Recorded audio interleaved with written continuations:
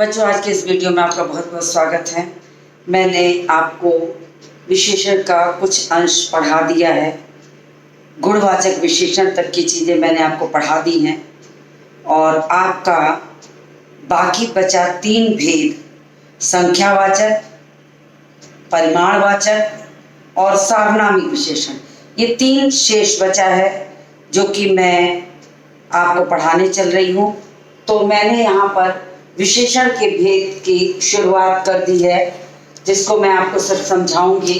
तो मैंने यहाँ लिख दिया विशेषण के भेद। आप भी अपनी कॉपी पर जहाँ आपने इसको लिखना शुरू किया था वहीं पर आप संख्यावाचक विशेषण जो दूसरा भेद है, मैंने गुणवाचक तक आपको पढ़ा दिया है।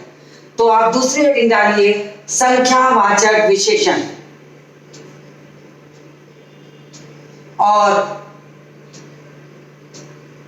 संख्यावाचक विशेषण की सबसे पहले मैं आपको परिभाषा बताऊंगी कि संख्यावाचक विशेषण किसे कहते हैं। तो बच्चों, संख्यावाचक विशेषण वह होता है, यानी वो सर्वनाम शब्द जो संज्ञा या सर्वनाम की संख्या संबंधी विशेषता बताता हो, उसे कहते हैं संख्यावाचक विशेषण। यानी वो सर्वनाम शब्द, ध्यान से सुनिएगा, वो सर्वनाम शब्द जो संज्ञा या सर्वनाम की संख्या संबंधी विशेषता बताता हो, उसे हम कहते हैं संख्यावाचक विशेषण। तो मैंने यहाँ बोर्ड पर ये परिभाषा लिखी है, आप इसको अपनी कॉपी पे उतारिए। मैं बिल्कुल किनारे खड़ी हूँ कि आपको अच्छी तरह से दिखाई पड़े, कोई परेशानी ना हो। वह सर्वनाम शब्द जो संज्ञा या सर्वनाम की संख्या संबंधी विशेषता बताता हो, उसे संख्यावाचक विशेषण कहते हैं। इतनी बात अपने कॉपी पर अपने लिख ली होगी। जैसे उदाहरण लिखिए, जैसे मेरे घर में 4 सदस्य हैं। अब यहां पर 4 बताई जा रही है आपको संख्या, ये संख्या बताई जा रही सदस्यों की, तो ये संख्यावाचक विशेषण हो गया। दूसरा वाक्य है कक्षा में 40 बच्चे हैं। कक्षा में 40 बच्चे हैं, तो संख्यावाचक विशेषण है कि संज्ञा या सर्वनाम की संख्या संबंधी विशेषता बताता हो। तो बच्चे हैं संज्ञा और इसकी विशेषता है कितनी, 40। तो ये एक संख्यावाची विशेषण हो गया क्योंकि ये संख्या बता रहा है। तो आप इस उदाहरण को लिखिए और साथ में अंडरलाइन भी कर लीजिए संख्यावाचक विशेषण को।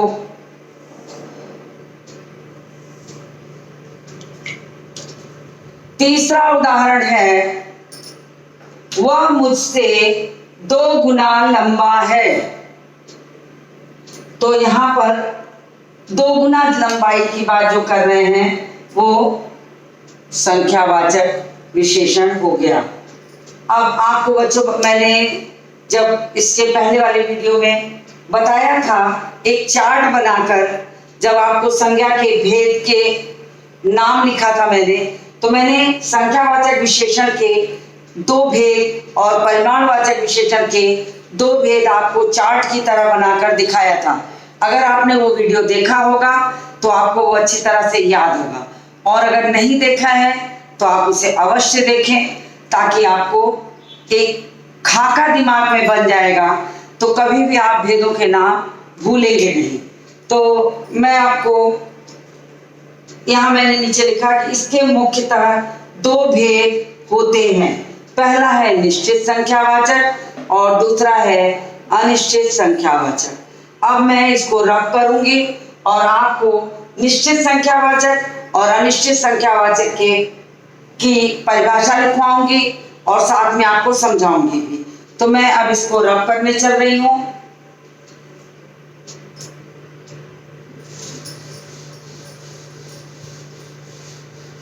आप अपनी कॉपी पर साइड हेडिंग डाल दीजिए, जहां आपने लिखा हो संख्यावाचक विशेषण, ठीक उसके नीचे लिखिए संख्यावाचक विशेषण के भेद।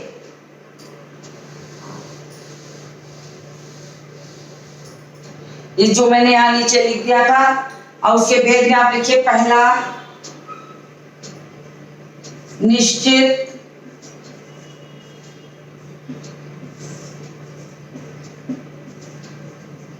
संख्यावाचक विशेषण। आप भी अपनी कॉपी के साथ साथ लिखिए, हेडिंग डाल दीजिए निश्चित संख्यावाचक विशेषण। अब वो विशेषण शब्द जो संज्ञा या सर्वनाम की निश्चित संख्या का बोध कराता हो, वह विशेषण शब्द जो संज्ञा और सर्वनाम की निश्चित संख्या का बोध कराता हो, उसे हम कहते हैं निश्चित संख्यावाचक विशेषण। मुझे उम्मीद है आपको समझ में आ गया होगा, फिर भी मैं परिभाषा बोर्ड पर लिख रही हूं, आप भी साथ साथ लिखिए। वह विशेषण शब्द जो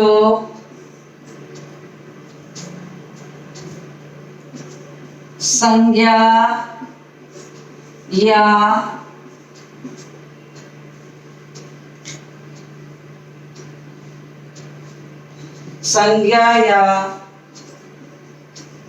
सर्वनाम की निश्चित संख्या का बोध कराता हो, उसे निश्चित संख्यावाचक विशेषण कहते हैं।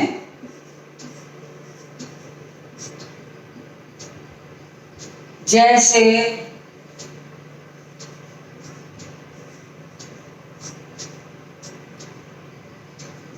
मैदान में 10 बच्चे खेल रहे हैं।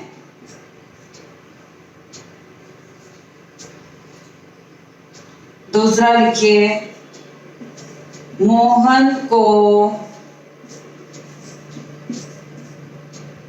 5 आम दे दो।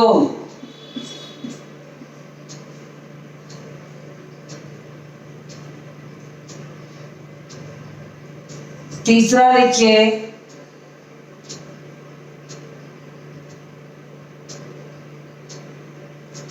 बगीचे में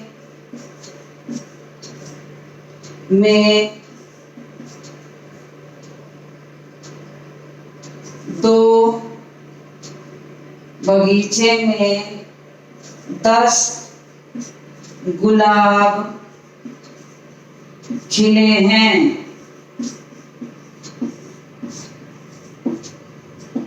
अब देखिए, ये आपको मैंने समझा दिया कि 10 गुलाब खिले हैं। अब ये देखिए निश्चित संख्या बताई जा रही है, निश्चित 10 बच्चे, 5 आम, 10 गुलाब। तो यहाँ पर निश्चित एकदम संख्या है, और संज्ञा या सर्वनाम की तो संज्ञा की, तब बच्चों की संख्या, आम की संख्या, गुलाब की संख्या बताई जा रही।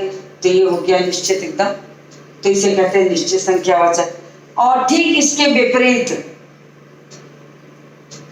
ठीक इसके उल्टा या इसके विपरीत इसकी परिभाषा होगी अनिश्चित संख्या। जैसे यहाँ लिखा है, वह विशेषण शब्द जो संज्ञा या सर्वनाम की निश्चित संख्या का बोध कराता है उसे निश्चित संख्यावाचक विशेषण कहते हैं। अब अनिश्चित संख्यावाचक की परिभाषा अगर आपको लिखनी है तो इसी में नहीं जोड़ दीजिए। वह विशेषण शब्द जो संज्ञा या सर्वनाम की निश्चित संख्या का बोध नहीं कराता है उसे अनिश्चित संख्यावाचक विशेषण कहते हैं। तो आपको अपने आप याद हो जाएगी परिभाषा। तो मैं यहीं पर आपको समझाने के साथ साथ लिख भी देती हूं, अनिश्चित संख्या वाचक विशेषण।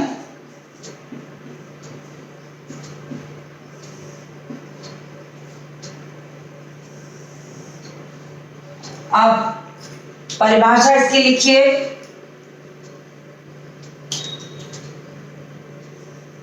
वह विशेषण शब्द जो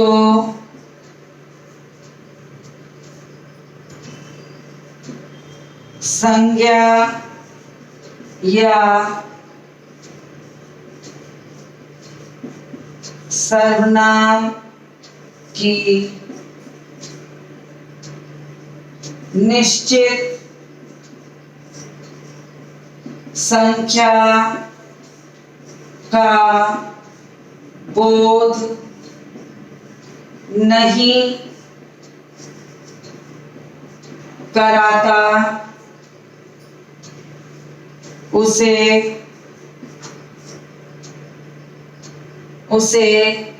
अनिश्चित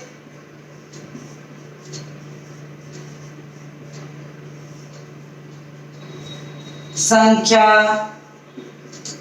वाचक विशेषण कहते हैं। अब देखिए परिभाषा, दोनों की परिभाषा याद करना कितना आसान है। आपने एक की परिभाषा याद की, दूसरी आपको स्वतः याद हो जाएगी, क्योंकि एक की परिभाषा के बाद दूसरी की परिभाषा में सिर्फ नहीं जुड़ा है, बोध नहीं कराता। इसी तरह आप इसी उदाहरण को अनिश्चित संख्यावाचक विशेषण में परिवर्तित कर सकते हैं। तो देखिए मैं इसी उदाहरण को यहाँ पर अनिश्चित संख्यावाचक में बदल कर लिखती हूं। जैसे मैदान में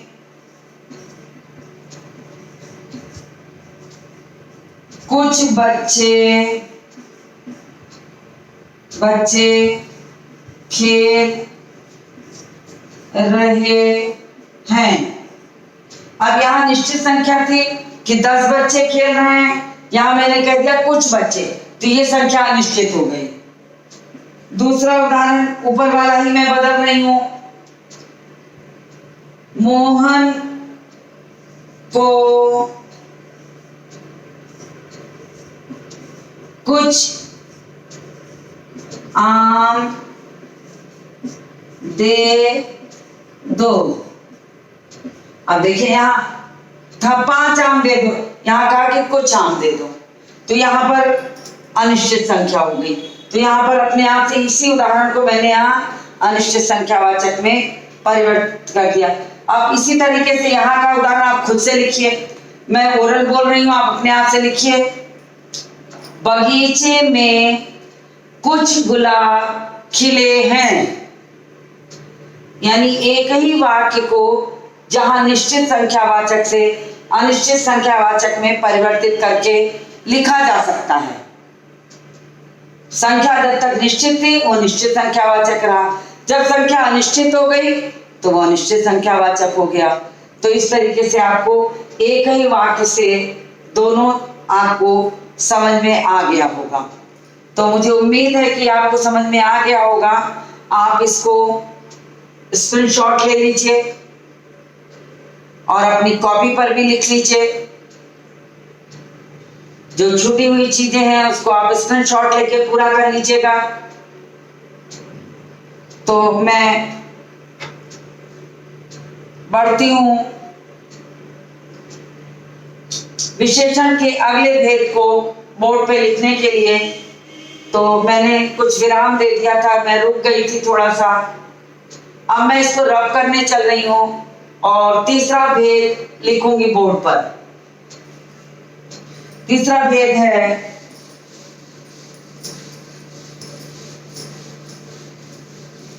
बोर्ड रब करके आप अपनी कॉपी पे तब तक तीसरा भेद डालिए।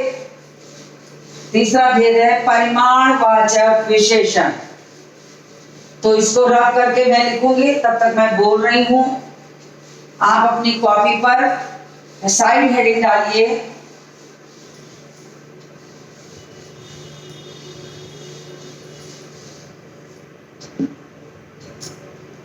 तीसरा भेद लिखिए परिमाणवाचक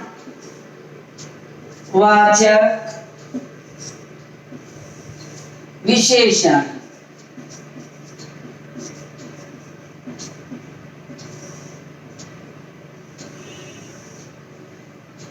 बच्चों, इसकी परिभाषा बताने के पहले मैं आपको बता दूं कि परिमाण शब्द का मतलब होता है माप तौल।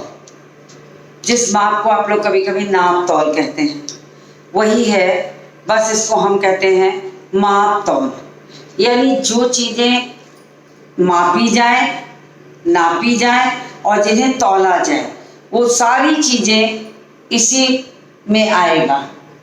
यानी परिमाणवाचक विशेषण में, यानी जो विशेषता माप तौल संबंधी विशेषता बताएगा उसे हम परिमाणवाचक विशेषण कहते हैं। बिल्कुल साधारण शब्दों में, बोलचाल की भाषा में मैंने आपको उसको संक्षेप में समझाने की कोशिश की है। फिर उसके बाद मैं बोर्ड पर पारिभाषिक शब्दावली में लिखूंगी। तो अभी आप ये समझ लीजिए कि परिमाण शब्द का क्या मतलब है। परिमाण शब्द का मतलब होता है माप तौल। और अगर ये परिमाणवाचक विशेषण है तो परिमाणवाचक विशेषण क्या होगा? संज्ञा या सर्वनाम की जब माप तौल संबंधी विशेषता बताई जाए तो उसे हम कहते हैं परिमाणवाचक विशेषण। तो ये मैं बोर्ड पे लिखने चल रही हूँ जो मैंने अभी आपको बताया है। तो आप भी अपनी कॉपी पे लिखना शुरू करिए। वह विशेषण शब्द जो संज्ञा या सर्वनाम की माप तौल संबंधी विशेषता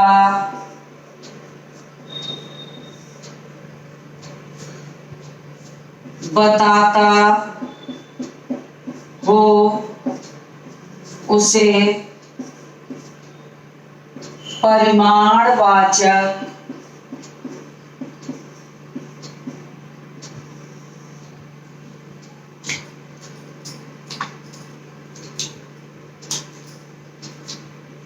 विशेषण कहते हैं।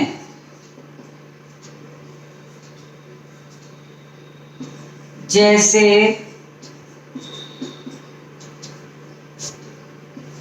5 किलो चावल, 5 किलो चावल, 1 किलो चीनी, 3 लीटर दूध।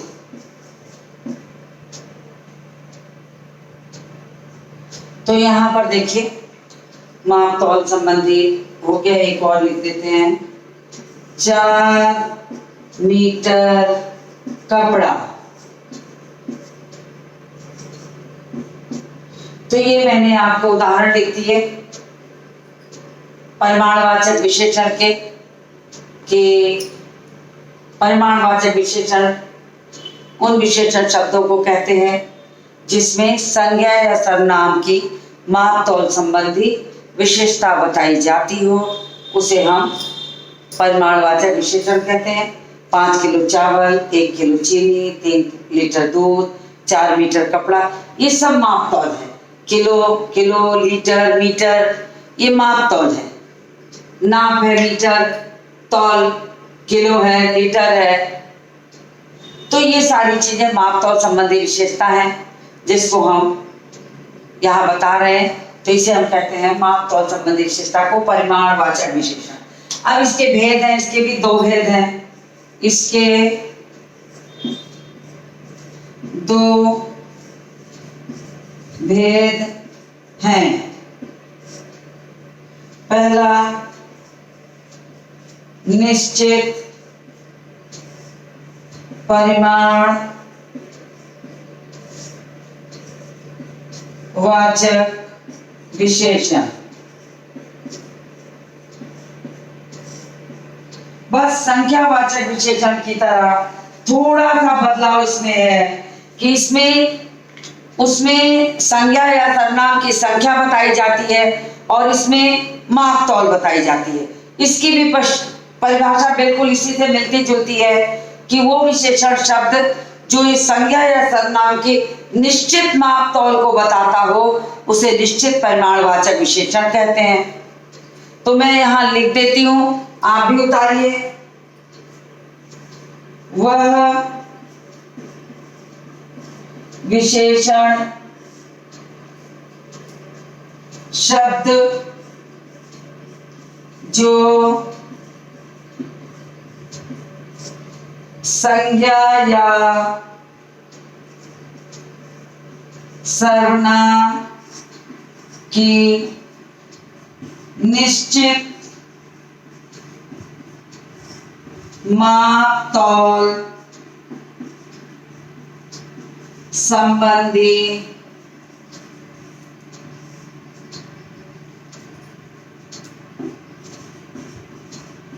विशेषता बताता हो उसे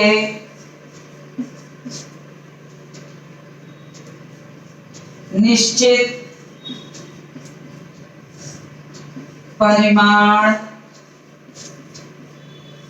वाचक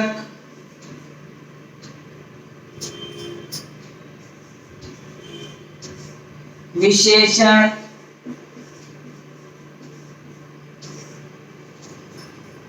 कहते हैं। जैसे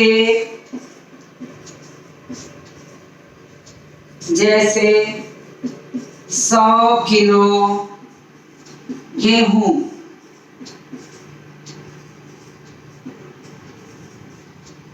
50 किलो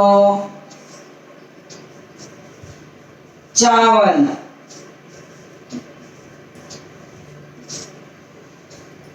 तो ये 2 उदाहरण मैंने यहाँ दे दिए।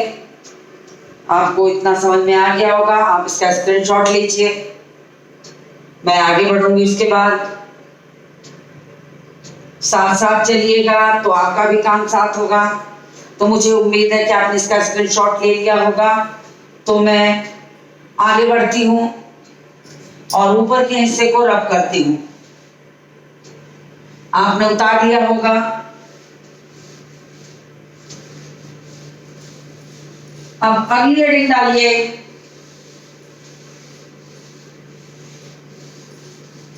अनिश्चित परिमाणवाचक विशेषण।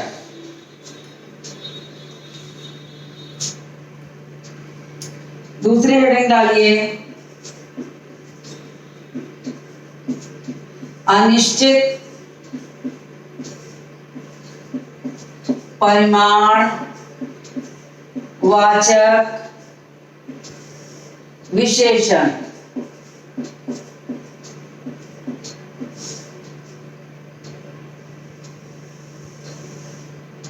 बस परिभाषा संख्यावाचक की तरह ठीक ऐसी है, इसमें भी नहीं जुड़ जाएगा कि वह विशेषण शब्द जो संज्ञा या सर्वनाम की निश्चित माप तौल संबंधी विशेषता का बोध नहीं कराता, उसे अनिश्चित संख्यावाचक विशेषण कहते हैं।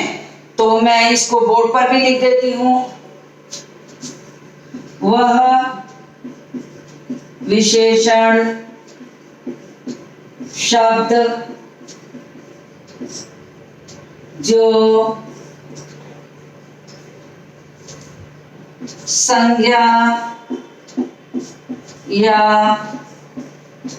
सर्वनाम की निश्चित संख्या का बोध नहीं कराता, उसे अनिश्चित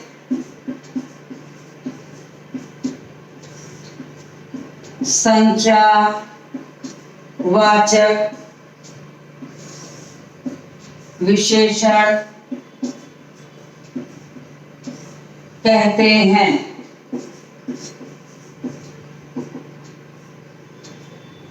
जैसे जैसे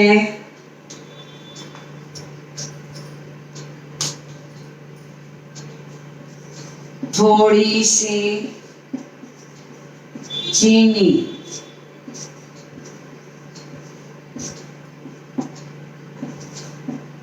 जरा सा चावल,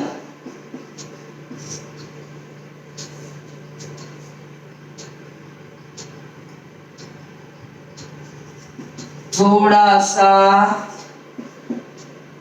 दूध इत्यादि। इसमें कहीं कोई निश्चित माप तौल का पता नहीं चल रहा। थोड़ी सी चीनी, मुट्ठी भर, चम्मच भर, किलो भर, 100 किलो, 200 किलो, कुछ नहीं पता चला।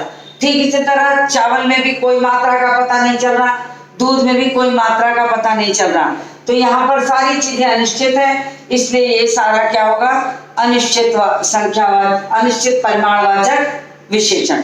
तो मैंने आपको यहाँ तक की चीज बता दी। आप परिमाणवाचक विशेषण के भेद भी पढ़ लिए। तो अब आपका चौथा भेद विशेषण का बचा हुआ है, जो मैं आपको बताने चल रही हूँ। उसको भी आप हेडिंग डालिए अपनी कॉपी पर, लिखिए चौथा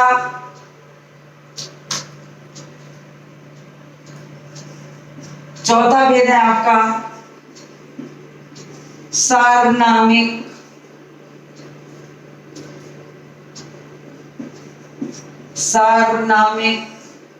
विशेषण।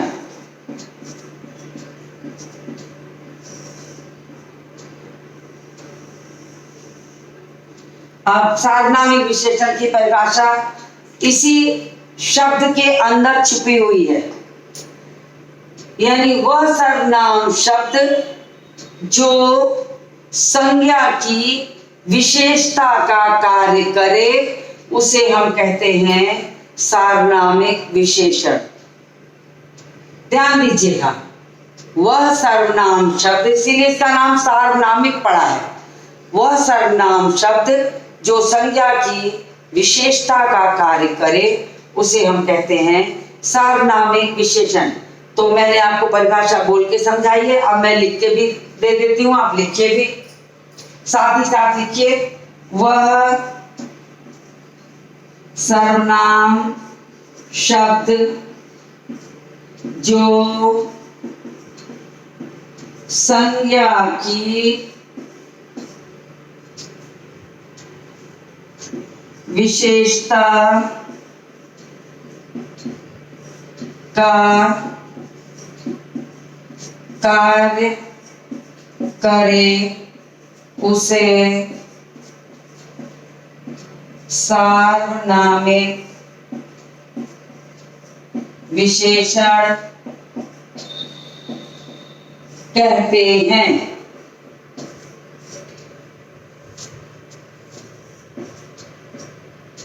ये हो गई इसकी परिभाषा। और अब उदाहरण में होगा जैसे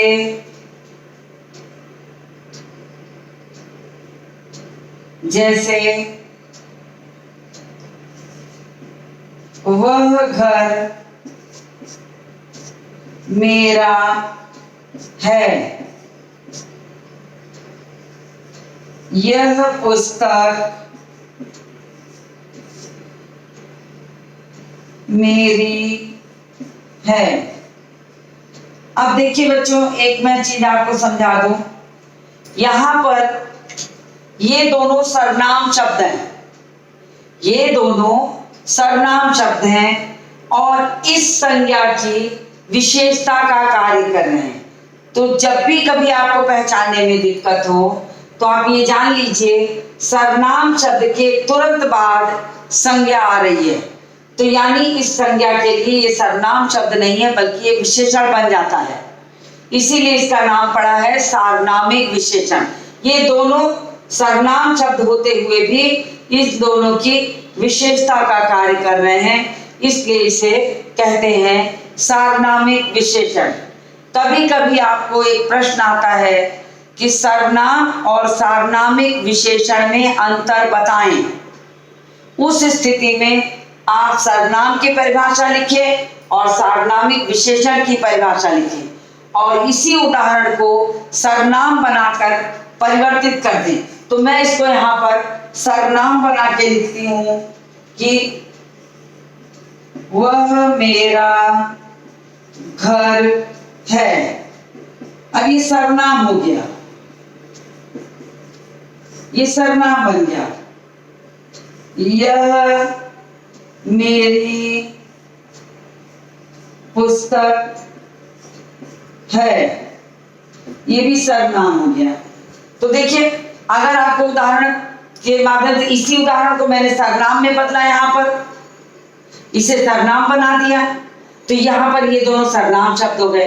लेकिन यहाँ ये सार्वनामिक विशेषण है तो ये सर्वनाम शब्द, दोनों ही सर्वनाम शब्द घर और पुस्तक की विशेषता का कार्य कर रहे हैं, तो यहाँ पर सार्वनामिक विशेषण हो गया।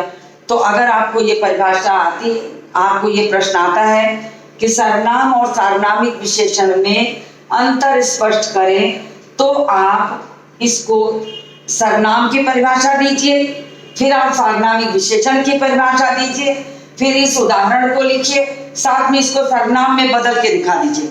बस हो गया आपका सर्वनाम और सार्वनामिक विशेषण में अंतर। तो जब भी प्रश्न आए तो इसको आप आसानी से कर सकते हैं। तो मुझे उम्मीद है कि इतनी बातें आपको समझ में आ गई होंगी। तो सर यहाँ आकर आपका विशेषण जो है वो समाप्त हो रहा है।